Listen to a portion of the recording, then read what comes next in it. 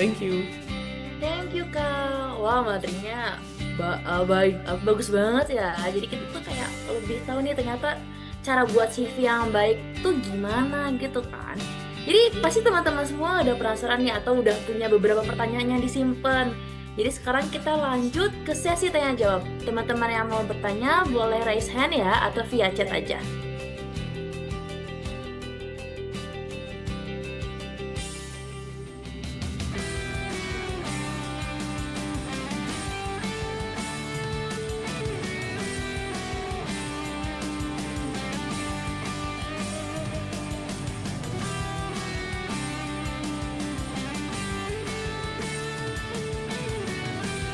Wah Arin, ini ada pertanyaan dari Karin, silahkan Kak.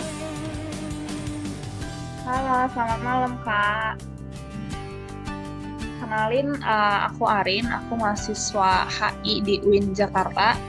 Sebenarnya mungkin aku mau nanya ini sih Kak, tentang LinkedIn ya. Sebenarnya aku mau minta di review LinkedIn-nya gitu Kak, kalau boleh.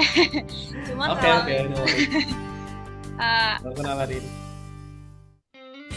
aku kirim LinkedIn-nya di chat box ya Kak, izin. Oke. Ini mau aku review di share screen atau gimana? Boleh Kak? Wait ya, aku buka dulu ya. Oke Kak.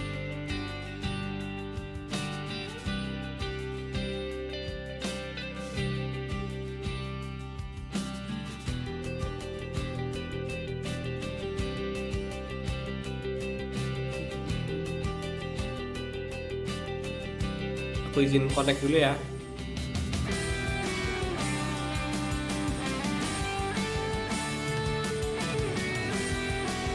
Oke. Ini very good question sih karena ada live reviewnya juga. Bukan question sih, very good request lah. Oke. Oke, is it clear? Udah kelihatan? Udah Kak. Oke, aku bakal lebih objektif. Jadi apa yang bagus aku bilang bagus, apa yang kurang aku bakal share kekurangannya. Tapi again, it's my perspective, nggak ada bener salah. Kalau menurut Arin ada yang lebih bagus dari itu atau menurut Arin udah bagus, so feel free aja kalau mau diedit or adjust atau oh menurutku ini udah bagus kok, nggak usah di adjust juga nggak apa-apa karena it's just an opinion. Nah kita run through dari awal. Dari foto dulu deh. Kalau dari foto, menurutku ini udah bagus, udah clear. Tapi nanti kalau misal Arin udah masuk kerjaan or something, bisa juga di adjust yang lebih apa ya, lebih representatif gitu dalam kerjaannya. Contoh, ya banyak lah contoh-contohnya gitu. Mostly orang-orang sih pakai formal attire or something, tapi itu nggak mandatory, cuman kelihatan looks lebih profesional aja. Terus kalau dari banner, explore, grow and create impact, eksplorasi. Nah, ini bagus banget sih, employer branding dari teman-teman ruang eksplorasi. Aku give appreciation banget. Dimana ini salah satu bentuk namanya employer branding. Mereka give template untuk showcase kalau dia ada di ruang eksplorasi, tapi juga kasih value di situ gitu. Menurutku ini udah oke gitu. Nah, tapi kita lanjut ke sini.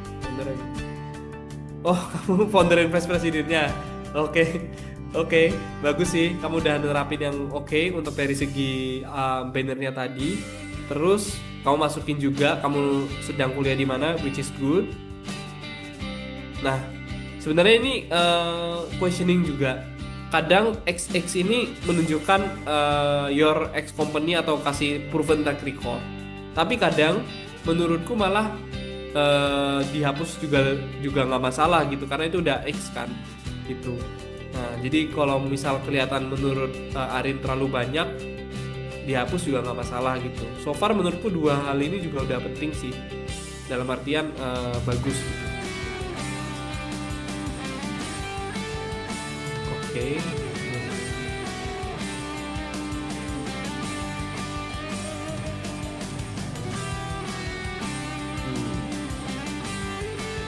Oke, menurutku ini udah bagus sih kalau dari segi boutmu.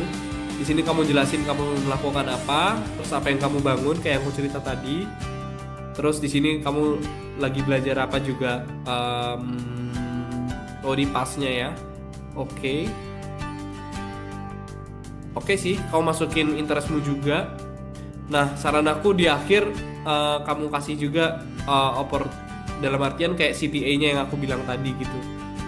Mungkin kamu bisa add some emails or something untuk orang-orang mungkin biar bisa lebih cepat aja gitu. Terus kamu juga rajin posting-posting, which is good. Good for your branding dan social media check juga. Nah, mungkin nah ini kan masih baru. Nanti kalau misal kamu udah keterima, maksudnya kayak udah dapat job desk yang relevan dan banyak job description-nya, bisa kamu masukin juga. Nah, ini aku bilang tadi kalau ada yang paragraf, kalau dari segi isi job description-nya, mungkin kamu bisa bikin bullet point aja biar lebih enak kebaca gitu. Tapi ini again preferensi ya. Kadang ada yang emang paragraf full, tapi dibaca kayak ginian kan takes time ya. Kalau misal kamu bullet point kan langsung kayak to the point aja gitu. Oke, aku nggak run through semua pengalamannya karena pasti mostly isinya sama. Nah, terus di UIN ini kan dia ada kayak semacam yang tadi aku bilang, kamu masukin summarize kegiatanmu. Terus misal kalau ada IPK mau di showcase juga nggak masalah, itu kamu bisa showcase aja. Terus apalagi ya, lanjut ke bawah, kamu udah masukin sertif, which is good. Volunteer juga oke. Nah, komennya masih sama sih, make sure straight to the point aja, jangan terlalu banyak paragrafnya. Oke, kamu masukin skillsmu juga banyak dan ada beberapa penghargaan juga, which is good. Nah, yang terakhir kayaknya aku ada yang miss itu mungkin dari segi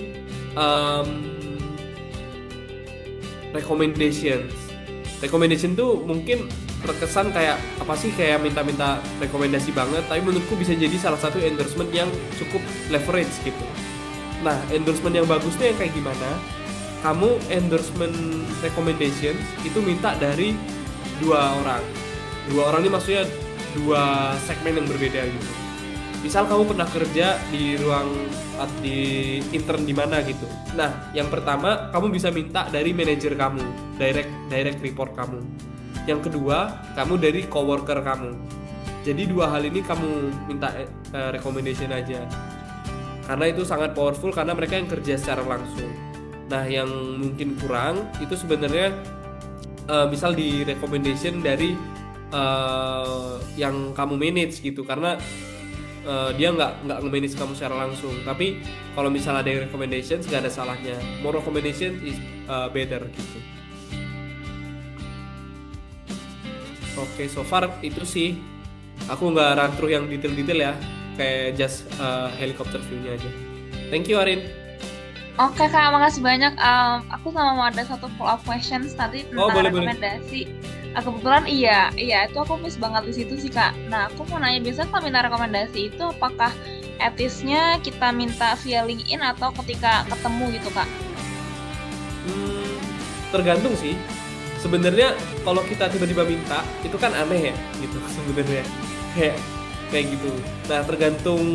Kalau dulu aku itu biasanya misal kamu posisinya di sebuah organisasi, kamu yang jadi manajernya or vice presidennya tadi, aku biasanya terapin policy yang perform bakal dapat sertifikat dan LinkedIn recommendation. Jadi aku biasa bikin grade di sertifikatnya. Jadi nggak hanya sertifikat aja. Kadang kan orang objektifnya aku pengen dapat sertifikat, ikut terus tiba-tiba ngilang gitu. Nah, aku bikin grade performance-nya, ada performance review tiap bulan. Jadi emang bener-bener nilainya A, aku kasih rekomendasi gitu. Jadi kayak clear, nggak hanya minta-minta aja. Kan recommendation kan kredibilitas kan, nggak hanya bisa jadi kayak orang minta-minta, padahal dia kerjanya jelek ya, tapi ntar nama aku ada di situ nih gitu. Nah, kayak gitu-gitu mungkin bisa diminimalisir. Tapi kalau Arin udah deket sama manajernya atau emang Arin performanya bagus di situ, Nah, Arin bisa minta aja gitu, kemarin kan kita pernah kerja bareng nih, kita saling recommendations yuk. Kemarin kan kita udah perform, terus juga kerjanya bagus juga, ya nggak masalah gitu. Selama emang bisa dipertanggungjawabkan, jangan asal rekomendasi dari orang gitu sih. Oke Kak, makasih banyak ya Kak. Aku tadi udah note dan aku akan jadikan sebagai bahan untuk memperbaiki LinkedIn aku. Thank you so much Kak, sekali lagi. Oke Arin, misal kamu butuh apa semacam performance review template or trackernya untuk organisasi kamu, aku sebenarnya ada template-nya juga sih kalau misal butuh ya. Jadi kayak lebih objektif dalam minutes people and lead. Oh, oke Kak, sama aku izin connect LinkedIn-nya ya Kak. Oke, no worries. Thank you, good questions Thank you and so very much, good Kak. advice. Good luck on your future. Kembali ke Dinda dan untuk Ya, makasih buat Kak Arin buat pertanyaannya, dan teman-teman lain yang perhatiin juga pasti dapat informasi dan dapat ilmu baru buat LinkedIn. Ini di komen ada satu yang minta review dan satu ada yang bertanya. Mungkin untuk mempersingkat waktu karena waktunya tinggal sedikit sesi tanya jawabnya, aku bakal bacain pertanyaannya, dan mungkin yang minta review LinkedIn ini gimana Kak? Bisa hubungin Kakak atau gimana nih? Oh boleh, ntar hubungin aja, kan bisa connect LinkedIn, terus add ya lebih aja sih. Nanti mungkin kita bisa sesi terpisah around 10 until 15 minutes is okay. Oke, nah itu yang mau minta review LinkedIn nanti bisa konekkan ke kakaknya langsung. Aku izin baca satu pertanyaan dari Kak Ayu Diavania nih. Kak, tips dong untuk mahasiswa baru yang masih bingung mau mulai dari mana untuk membangun pengalaman agar CV-nya bisa berkembang pelan-pelan. Oke. Gitu, Kak.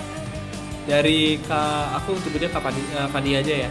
Oke, thank you Fania and Dinda for the good intro and good question juga dari Fania. Aku ingin sum up juga terkait gimana cara bisa bangun pengalaman agar CV berkembang pelan-pelan sebagai maba gitu. Satu hal yang teman-teman harus tahu sebagai maba, untuk membangun teman-teman harus punya clear purpose yang aku tadi bilang, tahu industri mau kemana, posisinya apa, agar bisa membangun CV-nya ke arah sana. Itu yang paling penting. Karena kesalahan maba-maba biasanya FOMO nih, ikut organisasi, banyak banget diikutin semuanya, tapi di akhir-akhir aduh capek banget ya, masa bangun karir harus kayak gini. Padahal yang dimasukin CV ya beberapa aja yang aku bilang tadi.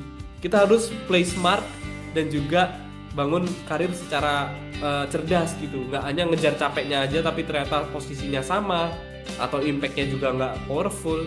Nah, jadi ingat hal itu dulu gitu. Nah, caranya gimana? Kalau dari aku membagi mahasiswa itu ada banyak hal yang bisa dieksplor. 7 hal, 6 atau 7 hal. Yang pertama dari segi akademik. Akademik itu IPK, project dosen, skripsi, and academic things itu teman-teman bisa maksimalin. Itu satu. Karena itu pasti ada di CV akademik. Terus yang kedua, lomba. Teman-teman kalau menurut teman-teman aku pengen jadi konsultan di Big Four atau di MBB McKinsey or something, kayaknya lomba ini berpengaruh ya. Aku ikutlah business case competition, aku ikutlah accounting competition. Nah, berawal dari tujuan tadi, teman-teman build dari sana, lomba. Yang ketiga, magang. Magang itu penting karena industrialnya kena ke teman-teman, gak hanya konsep aja. Teman-teman langsung tahu cara kerja bareng sama manajer, kerja sama real yang orang-orang udah lulus, bahkan ke orang-orang yang lebih tua, direktur level, even CEO level. Nah, itu yang jadi membangun teman-teman. Terus yang keempat mungkin ada volunteering, kayak Arin udah ikut banyak volunteer, itu juga mungkin bisa berpengaruh. Terus yang kelima, beasiswa itu juga salah satu hal yang penting, tapi harus di mapping lagi, beasiswa ada banyak tipe-tipenya, itu nanti dijelasin oleh Nasir. Terus yang keenam mungkin internationalization kayak student exchange. Terus yang ketujuh mungkin organization. Nah, cara bangunnya kalau emang belum ada, tergantung tujuannya tadi. Teman-teman bisa breakdown lagi ke timeline tadi dari 7 hal tadi. Misal, aku pengen ikut sertifikasi dulu lah, semester ini masih maba, nanti dari sertifikasi ini aku bisa daftar magang gitu. Misal kayak gitu. Jadi biar lebih jelas step-stepnya. Nah, kalau misal nggak ada sertifikasi, nggak ada itu, nggak ada apapun, kuliah itu bisa jadi platform teman-teman nulis CV teman-teman. Teman-teman pasti di kuliah ada mata kuliah yang ada projectnya. Nah, project itu bisa teman-teman segmented sendiri. Project selama kuliah tentang apa. Nanti teman-teman tulisnya project tentang apa gitu judulnya. Nah, itu teman-teman bisa ceritain satu bagian sendiri gitu memang kalau memang belum ada. Nah, kayak gitu sebenarnya bisa diakalin tuh gitu sebenarnya. Atau semisal aduh aku belum ada project, aku masih maba fresh banget nih belum ada projectnya. Teman-teman bisa juga ikut some certifications yang mungkin ada projectnya juga di situ. Kadang kan kayak ada submit tugas-tugas or something. Bahkan banyak yang gratis juga. Itu teman-teman bisa state as project juga. Tapi harus benar-benar ditulisin secara objektif ya, jangan bohong-bohongan gitu. Nanti tinggal di attach portfolio-nya. Nah, banyak banget sih sebenarnya yang bisa teman-teman masukin. Gitu. Kalau emang belum ada, ya ikut volunteering dulu, itu juga nggak masalah gitu. Karena again, karir is a long term, dan long term itu based on your purpose lagi. Jangan sampai ganti-ganti tujuan karirnya gitu. Karena ya itu it's a long term game lah. Itu kumulatif dan snowball gitu kan. Nah, mungkin kurang lebih meskipun agak kompleks, semoga menjawab ya. Makasih banyak Kak buat jawabannya dan ilmu yang baru nih. Dan karena sayang banget waktunya udah habis nih buat sesi tanya jawab. Kita cukupin dulu ya teman-teman sesi tanya jawabnya. Terima kasih banyak Kak Zakwan atas insight dan jawaban yang membuka wawasan kita semua. Yuk teman-teman, kita kasih tepuk tangan virtual dan semangat di kolom chat buat Kak Zakwan. Terima kasih buat waktunya Kak, terima kasih juga buat ilmunya.